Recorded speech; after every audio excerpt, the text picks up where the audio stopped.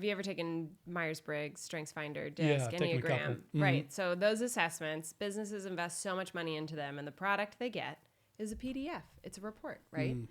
And so much good information inside of those. Most people would say, well, did you learn about yourself when you've taken any of them? Yeah, I don't even remember which assessment it was, but I remembered I learned that I was an activator, or some word like that, that I was particularly good at inspiring people toward their objectives. And that was kind of enabling, you know what I mean? It told me like, oh, that's a valuable thing that I should keep focusing on being great at, right? Right. Yeah. But I don't even remember what the assessment was. Boom. So that you're like the perfect case study. I hear that every time. What you took was StrengthsFinder. Okay. Yeah, that's right. StrengthsFinder. You got 5, maybe even your full 34 strengths, but you at least got 5. You remember one strength and one takeaway from it that was really helpful to you. It was a great, helpful epiphany. It was empowering to you, as you said. Everybody has that experience. And businesses invest $4 billion a year into those assessments. And for their employees to have one epiphany, right? Yeah. Like that's a lot of money for like one epiphany. True. And like 99% of the information is lost. So what we did is we turned that into automated coaching. So now I would know all 5 of your strengths. Okay. Not I, the technology would know all of them and all of the great research and information behind them. Okay.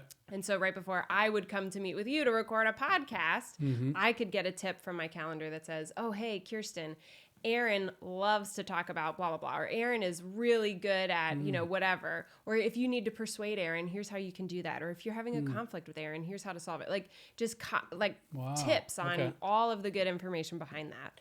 And then we push that out to people in their calendar, their email, their wherever they're working, their Microsoft Teams. Okay. And then people can also come into the app and see dashboards of groups of people and really understand the strengths, the weaknesses, how to engage people, like all of that kind of stuff. It really comes down to there's so much helpful information out there on why people do what they do and how they tick and how they can do their best work. And is this person someone who likes variety or like to be a deep expert, right? That's in a lot of psychology research. Yeah. But it's just buried in tons and tons of information, and we want to make it available to people. Well, that's really interesting. Okay, my mind went like 4 different directions. My mind goes about 1,000 on this topic, so 4 is digesting great. a little bit. As a new young manager, I could have had prompts that told me the ideal way to interact with somebody 100%. Given a certain objective. A new manager is one of our key use cases. Interesting. It's so hard to be a new manager because you're promoted because you're really good at your thing. You're a really good engineer. You're a really good whatever, right? And then you get rewarded for being very good at that technical skill by managing people, which is totally completely different skill. Yeah. And people are hard. People are so complicated. And like they're very, very hard to understand because we innately assume a lot of people think like we do or are like us. So when they do things that are unexpected, we think, okay, that person's lazy. Okay, that person's weird. Or sometimes you're like, wow, that person's amazing. What's wrong with me that I'm not like them? It can lead to a lot of negative assumptions, either about yourself or the other people, when really it just comes down to those differences between us are part of our superpowers.